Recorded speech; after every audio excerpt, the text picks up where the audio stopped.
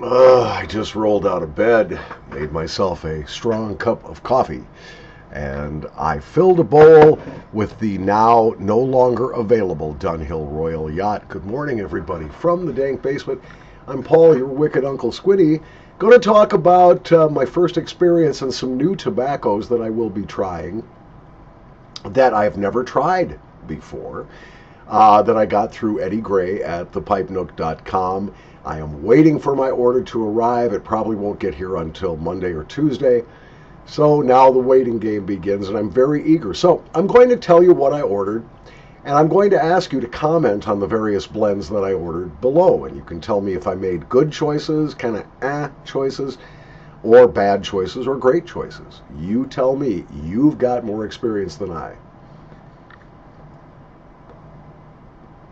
In no particular order, I got a tin of the Sunset Harbor. I think this is from Cornell Diehl. That's a new one for me.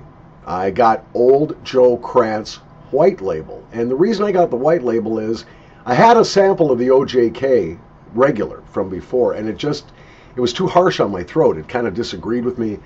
Didn't much care for the way it behaved in my mouth, although the effects and the flavor and everything were very good.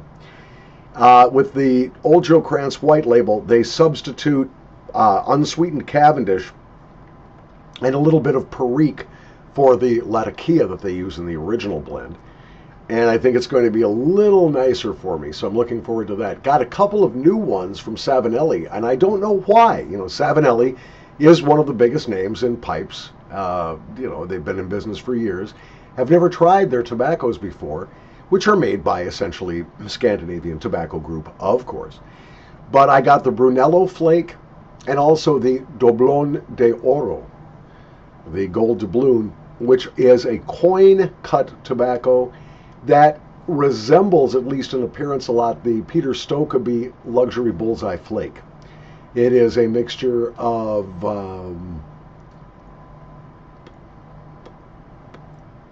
Virginias, Burleys, and some Perique. And it's supposed to be very, very good. Got a tin of the Cornell Diehl Night Train, supposedly a Burley monster, high in nicotine, good for the end of the day. Very eager to try that. And I also got a tin of the Burley Flake from Cornell Diehl, because I can't find the aged Burley Flake from Solani anywhere. It's like Stonehaven now, or Penzance, or Margate, getting very hard to find, which is a shame, because I've become a Burley fan over the winter more than anything else. My wife is a cigarette smoker, so most Burley and Virginia tobaccos really don't bother her nose if I smoke them in the house.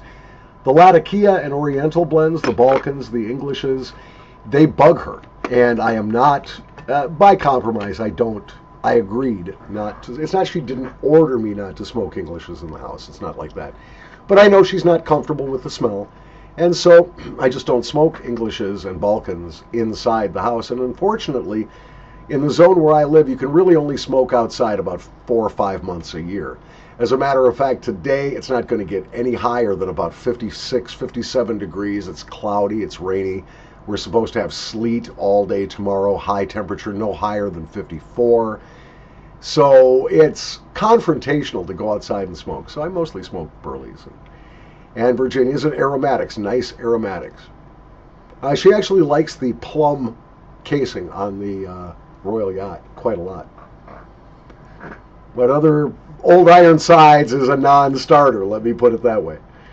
I also, speaking of Balkans, I got Star of the East, but I got it in the broken flake form instead of the ready rubbed. I do have a can of Star of the East aging in my cellar. It's about 3 years old now.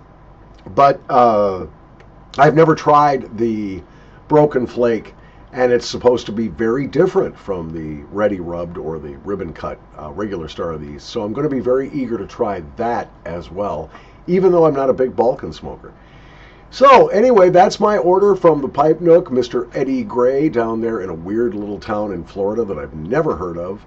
But from the Gray Manor, he does wonderful pipe tobacco reviews, not only of tobaccos that he himself sells, But he talks about all manner of pipe smoking and pipe tobaccos. A great YouTube presenter.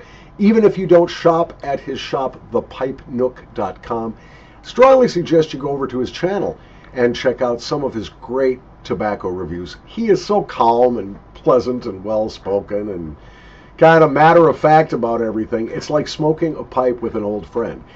There are some pipe reviewers, and I'm going to point them out by name because I think they're pompous asses. No, I won't point them out by name, stuff and things. But there are some pompous asses out here that, and they do this snapping thing with their mouth as if they were an elderly African-American woman with no teeth. I'm pronouncing the excellence of this tobacco. Yeah, please. I got different tastes than you do. Just tell me about the tobacco and stop trying to prove what a swinging hip bachelor you are, as they used to say back in the 50s. Some people just take it to extreme. That's why I love Dion Matches 860. He's fantastic. I think that's Dion. I think that's his name. Blue Collar Piper is fantastic. Mutton Chop Piper. These guys are all pretty down to earth, and then you get these guys like, well, I smoke an $8,000 Dunhill, which I realize isn't the same as the Dunhills from 40 years ago. I mean, they used to boil the bowls in olive oil or mineral oil, to sort of make the briar impervious, and now they just take an ugly rag and they just wipe some oil in the bowl. It's not the same as it was in 1970. But I've got an $8,000 Dunhill, and I'm smoking my Penzance. Yeah, okay. Thanks.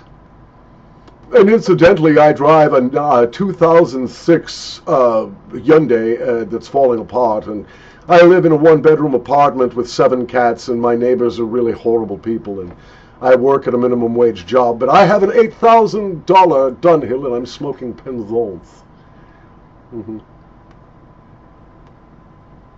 I make no illusions about it. I'm a poor guy. I don't smoke rich, at least not as far as my pipes go. You can see I'm smoking a country gentleman from Missouri Meerschaum without a filter.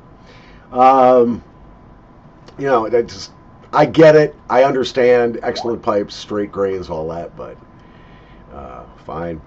Enjoy yourselves. Do whatever you want. It's your money. Just stop with the snobbery, damn it. So anyway, I'll let you know when I get the tobaccos. We'll probably review some of them here. I'd love you to participate. Tell me what you think of my choices. The Sunset Harbor, the Night Train from Cornell and Diehl, also the Old Joe Krantz White Label. Tell me about those. Tell me what you think about the Solani choices that I have made. And especially, I'm interested in your opinions on the Dublón d'Oro, which would be very nice. Tell me about that. Also, what you think about the Star of the East in the broken flake form. All of those, I'd love to hear from you. Thank you for watching. Thanks for spending a little time smoking a pipe with me. Take care.